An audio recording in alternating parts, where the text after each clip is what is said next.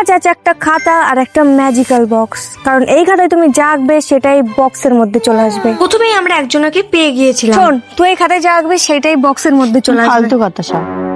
খুলে দেখো কিছু আছে নাকি, দেখো দেখো।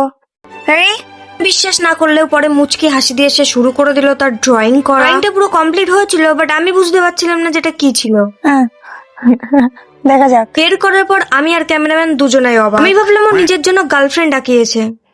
এটা লাভও ছিল। তুই এই খাতায় যা আঁকবি সেটাই বক্সের মধ্যে চলে আসবে। হাতটা দিতে না দিতে আঁকানো শুরু করলো, আর এতটাই বড় আঁকালো যেটা বলার বাইরে। কিন্তু বড় হতে হবে। এটার মধ্যে যা আসবে তাই। ভেবেছিলাম কোনো ওষুধের শিশি হবে, বাট খোলার পর বললো হ্যাঁ আমি এটাই আঁকিয়েছি, বাট কিছু না লিখে এত ছোট জিনিস জানি না কি হলো। শোন, তুই এই খাতায় যা আঁকবি সেটাই বক্সের মধ্যে চলে আসবে। তুই কি আঁকাতে চাস? সত্যি? তারপর আঁকানো শুরু করলো, আর কিছুক্ষণ পর বুঝতে পারলাম ইনি কর্নাটও আঁকাচ্ছে। আমার আঁকানো কমপ্লিট, তাই ওকে বক্সটা দিয়ে দিলাম, আর তো খোলা আইসক্রিমটা বের করে নিয়ে চলে গেল। তুমি কি আঁকতে চাও? দেখবো এর ভিতরে।